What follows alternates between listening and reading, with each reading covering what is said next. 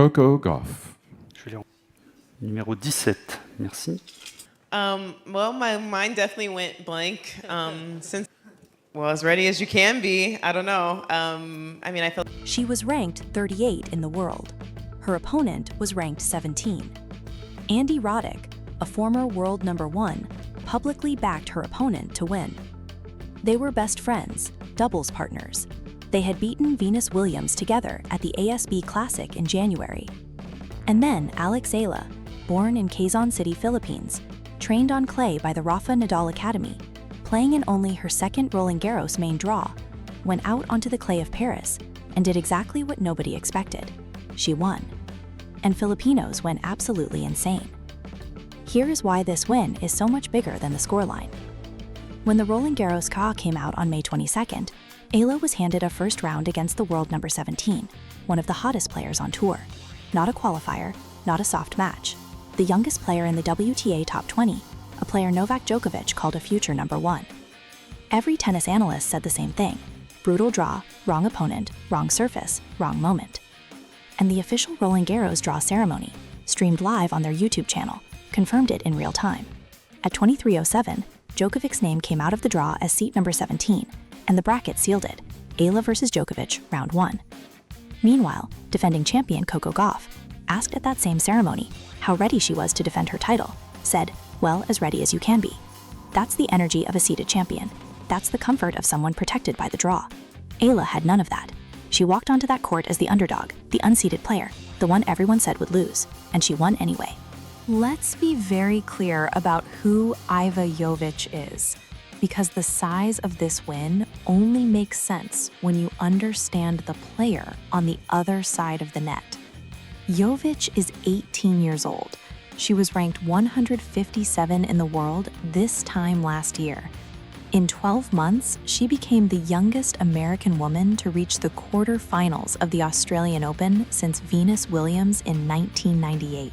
She won her first WTA title in Guadalajara at age 17, becoming the youngest titleist on the women's tour since Coco Gauff won Parma in 2021. Novak Djokovic described her as a player who definitely has all the tools to be a future champion and a future number 1. Coco Gauff called her a very solid player who is definitely going to continue to do damage on tour. Jessica Pegula called her her mini-me. The whole tennis world was talking about Jovic going into this match. She entered Roland Garros at a career-high number 18, with a 14-6 start to her 2026 season, having already won 11 of her first 14 matches of the year. And this is the part that makes Eala's win completely insane. The analyst broke down exactly what Eala was walking into. Jovic with a 21-win, 13-loss season, a Grand Slam quarterfinal, and her best win being a takedown of the world number 8 Paolini at the Australian Open. On clay specifically, Jovic had a healthy 17-6 win-loss record across all levels coming into this tournament. And in her own words from the official Roland Garros article published before this match, Jovic said, "Paris is definitely special. The clay is like no other clay on earth. It's the best clay out there. She was ready for this court. She wanted this court. And Eala beat her on it anyway." Since I was little, I always said if I won Roland Garros, I wouldn't fall on the ground because I didn't. That one word captures exactly what happened in the Philippines when that final point landed. Because they had seen this pattern before. Eala draws a top 20 player. Analysts pick against her. The whole tennis world says it's too much too soon. And then she wins. Now let's talk about the part of this story that no other channel covered in full, because the friendship between these two players made this match genuinely unlike anything else in the tournament. Eala and Jovic are real friends. Not competitors who smile at the net, actual friends who chose to play doubles together twice this season because they wanted to. At the ASB Classic in Auckland in January, Eala and Jovic partnered up and beat Venus Williams and Elina Svitolina, two of the most decorated players in the history of women's tennis, in the first round, winning 7-6, 6-1. That is not a small result. They beat Venus Williams together. They then reached the semifinals before losing to the third-seeded Chinese pair. They partnered again at Indian Wells in March, before facing each other in the Roland Garros draw, as opponents. The Tempo Manila article covering this match called them frenemies, and that's exactly right. Before this match, both players had expressed sadness about their looming showdown. But once they were on court, both said the same thing: friendship off the court, war on the court. And Eala won the war. Here is the detail nobody mentioned before the match. These two know each other's games completely.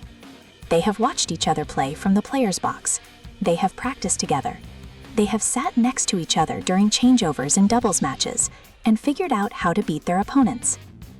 That is not how first-time opponents typically walk onto a Grand Slam court.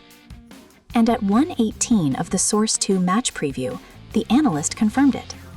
These two have never played before, which is no surprise. They're both sort of new to the tour. No singles head-to-head, no data to fall back on. Just two players who knew each other's movement, game patterns, and mentality from sharing the same side of the net. Eala used that knowledge to win. Here is the other side of the coin, and it makes Eala's win even more remarkable. Jovic is not someone who arrives at Roland Garros without self-belief. In fact, the opposite is true. In her official Roland Garros pre-tournament interview, Jovic spoke about her goals with complete confidence. I think it's important to know what you're working towards, and I have some goals that are a little more tennis-specific, and then obviously some result goals, which I usually make quite ambitious, because I know that even if I don't reach them, but if that's what I'm shooting for, you're probably going to land in a pretty good place. She spoke about clay specifically. I worked really hard to get better on the clay. Last year, I did big training blocks. I mean, my preseason was mostly on clay as well, so I'm moving so much better on it, and I like to think that I have strengths in all of the surfaces. She even had an idol in her corner. Jovic revealed her strategy going into Roland Garros was to keep listening to Novak, referring to Jovic, who gave her advice during her Australian Open run and was spotted chatting with her at Indian Wells, a former world #1 giving a teenager direct guidance before a Grand Slam. And then Eala beat her. This is a really fun matchup. A lot of people have been asking for this match. Maybe not on the clay courts. People probably wanted to see on hard. He picked Eala in 3 sets, saying she could take confidence from Jovic's bad loss to Navarro in Strasbourg and use the same defensive game plan that Navarro used to pull off the upset. Andy Roddick backed Jovic on his Served podcast.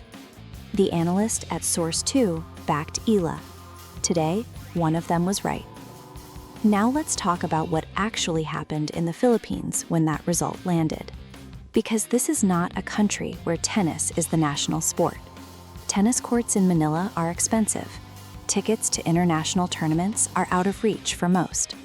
For decades, Filipino sports fans had Manny Pacquiao, Hidalgo Diaz, Carlos Yulo, but no one in Grand Slam tennis. And then there was Eala.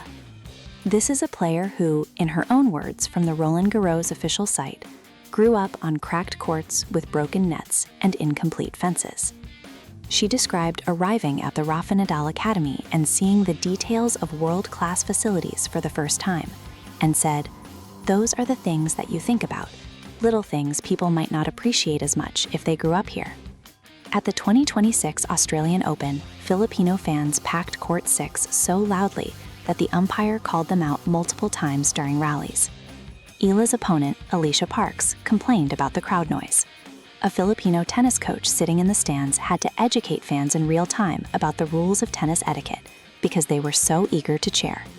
That's what this player means to that country. Now add this. Eala turned 21 the day before this match. She posted a birthday TikTok at the Eiffel Tower in a black floral dress and wrote 2 words, "I'm 21." And the day after, she walked onto the clay of Roland Garros and beat the world number 17, the first Roland Garros win of her career, on her birthday week, at the tournament built on the legacy of the man who built her game. That's not a tennis match. That's a national moment. Drop in the comments. Does Alex Eala go on to win at least 3 matches at Roland Garros 2026? because if Emma Navarro or Janice Jen is next, that round 2 path just got a lot more interesting.